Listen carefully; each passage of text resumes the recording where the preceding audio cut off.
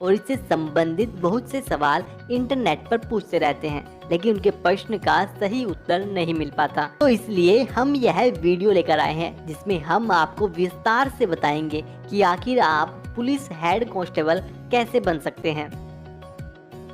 Head constable, जिन्हें हम हवलदार के नाम से भी जानते हैं, यह कांस्टेबल से ऊपर का और असिस्टेंट सब इंस्पेक्टर से नीचे का पद होता है। और बहुत से कैंडिडेट हैं जिन्हें कांस्टेबल और हेड कांस्टेबल इन दोनों के बीच में कंफ्यूजन रहती है। दरअसल इन दोनों की वर्दी तो खाकी ही होती है, लेकिन पुलिस कांस्टेबल के कंधे पर एक खाली पट्टी लगी होती है और साइड में राज्य का नाम लिखा होता है, जबकि हेड कांस्टेबल की वर्दी पर साइड में 3 शेवरॉन बने होते हैं। महाराष्ट्र हेड कांस्टेबल पर 3 गोल्डन लाइन बनी होती है। ज्यादातर राज्यों में पुलिस कांस्टेबल के रूप में 10 साल कार्य करने के बाद प्रमोशन होने पर हेड कांस्टेबल बनाया जाता है। ये पुलिस स्टेशन पर होने वाले डेली कार्यों में सब इंस्पेक्टर की मदद करते हैं। इनका मुख्य डेस्क वर्क होता है, जिसमें फाइलों को मैनेज करना, कंप्यूटर वर्क करना होता है। इसके साथ ही पुलिस स्टेशन की फाइलों के रिकॉर्ड और उनके क्षेत्र में घटित होने वाली घटनाओं के रिकॉर्ड को मैनेज करने की जिम्मेदारी भी इन्हीं की होती है। इसके अलावा अपने क्षेत्र में गश्त करना, वहां पर नियम कानूनों को बनाए रखना, चालान करना और कभी कभी इन्हें पुलिस ऑफिसर के गनर और ड्राइवर के रूप में भी कार्य करना पड़ सकता है। और इसके साथ ही इन्हें दूसरे डिपार्टमेंट जैसे कि anti corruption bureau, CID, traffic police, government railway police और ST/SC सेल में भी लगाया जा सकता है। हेड कांस्टेबल का वेतन, इन्हें प्रति माह 37,000 से 54,000 रुपए की लगभग सैलरी मिलती है, जो कि हर साल बढ़ती रहती है और यह अलग अलग राज्यों के हिसाब से कम या ज्यादा भी हो सकती है। हेड कांस्टेबल का प्रमोशन, हेड कांस्टेबल के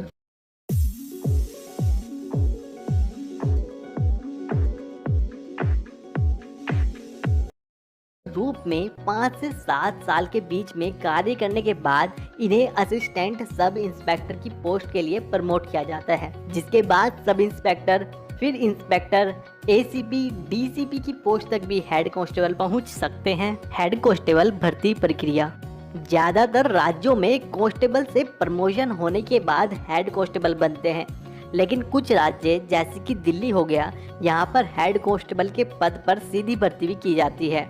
तो चलिए एक एक करके इन दोनों कंडीशन पर बात करते हैं। तो जहाँ पर कांस्टेबल से प्रमोशन होने के बाद हेड कांस्टेबल बनते हैं, वहाँ पर कैंडिडेट का सिलेक्शन कांस्टेबल के रूप में किया जाता है। तो अब कांस्टेबल कैसे बने, इससे संबंधित कंप्लीट वीडियो हमने बना रखी है, जिसका लिंक ऊपर आई बटन में और नीचे डिस्क्रिप्शन में आपको मिल जाएगा, आप उसे भी चेक कर सकते हैं।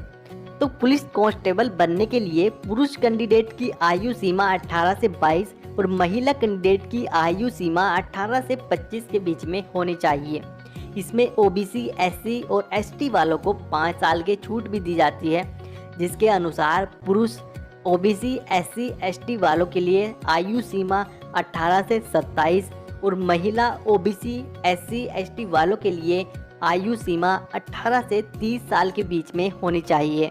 और इसके लिए कैंडिडेट का 12th पास होना जरूरी होता है। तो चाहे उसने किसी भी विषय से अपने 12th कंप्लीट की है, वे सभी इसके लिए अप्लाई कर सकते हैं। इसकी भर्ती प्रक्रिया में लिखित परीक्षा होती है, document verification, physical standard test, physical efficiency test और मेडिकल टेस्ट होता है।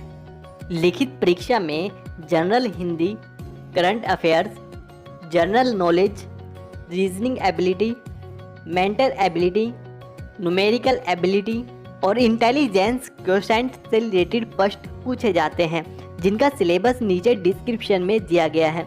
और दोस्तों, अलग अलग राज्यों के हिसाब से लिखित परीक्षा में बदलाव हो सकते हैं। इसके लिए आपको पुलिस कांस्टेबल कैसे बने वीडियो देख सकते हैं, जिसका लिंक नीचे डिस्क्रिप्शन में दिया गया है। जिसके बाद फिजिकल स्टैंडर्ड टेस्ट होता है, जिसमें हाइट, चेस्ट, वेट का मापन किया जाता है, जहां पर पुरुष जनरल OBC, SC वालों के लिए हाइट 168 सेंटीमीटर और पुरुष ST वालों के लिए हाइट 160 सेंटीमीटर होनी चाहिए, जबकि महिला जनरल OBC और SC वालों के लिए हाइट 152 सेंटीमीटर और महिला ST वालों के लिए हाइट 147 सेंटीमीटर होनी चाहिए।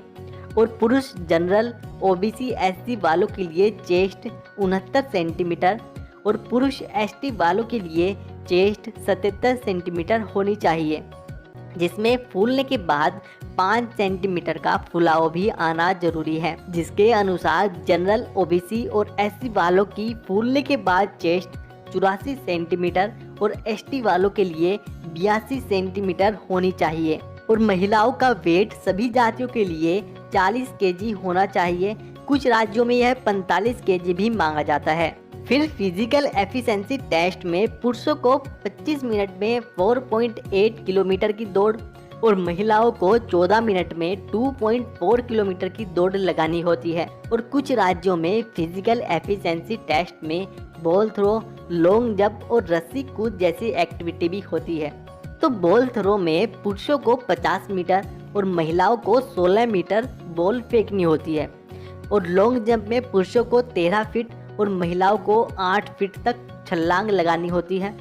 फिर चिनिंग अप में कम से कम 5 और अधिकतम 10 लगाने होते हैं।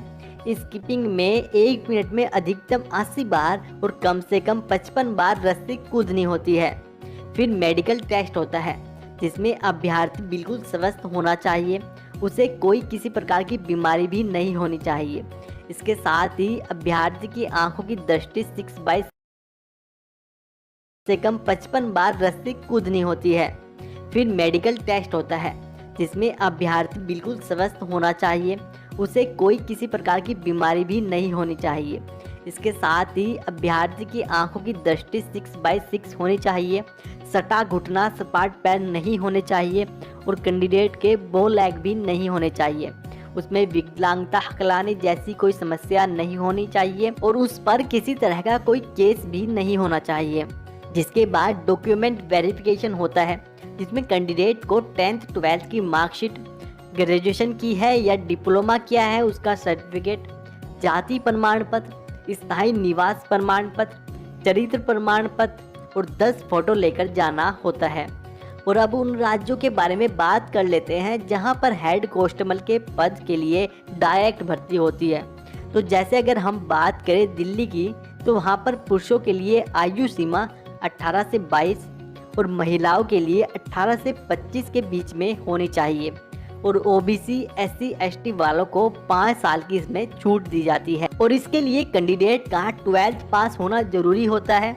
और इसकी भर्ती प्रक्रिया में सबसे पहले लिखित परीक्षा होती है जिसमें 100 प्रश्न पूछे जाते हैं जो कि 100 नंबर के होते हैं और 90 मिनट का यह पेपर होता है। इसमें general awareness, qualitative aptitude, general intelligence, English language और कंप्यूटर फंडामेंटल से संबंधित प्रश्न पूछे जाते हैं जिनका सिलेबस आपको नीचे डिस्क्रिप्शन में मिल जाएगा। फिर फिजिकल एफिशिएंसी टेस्ट में पुरुष कैंडिडेट को 6 मिनट में 1600 मीटर की और महिला कैंडिडेट को 8 मिनट में 1600 मीटर की दौड़ पूरी करनी होती है। जिसके बाद लॉन्ग जंप में पुरुष कैंडिडेट को 14 फीट और महिला कैंडिडेट को 10 फीट का जंप लगाना होता है जिसमें कैंडिडेट को 3 चांस मिलते हैं। जिसके बाद हाई जंप में पुरुष कैंडिडेट को 3 फीट 9 इंच और महिला कैंडिडेट को 3 फीट का जंप लगाना होता है। इसमें भी कैंडिडेट को 3 चांस मिलते हैं। जिसके बाद फिजिकल मेजरमेंट टेस्ट होता है जिसमें पुरुष कैंडिडेट के लिए हाइट 165 सेंटीमीटर और महिला कैंडिडेट के लिए हाइट 157 सेंटीमीटर होनी चाहिए।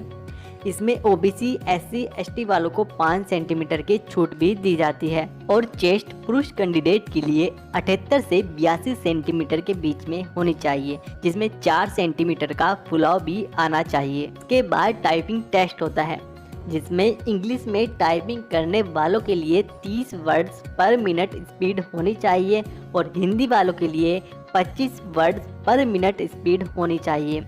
जिसके बाद कंप्यूटर फॉर्मेटिंग टेस्ट होता है जिसमें आपको एमएस पावर पॉइंट पर या एमएस एक्सेल पर कंप्यूटर का बेसिक फॉर्मेट बनाकर दिखाना होता है।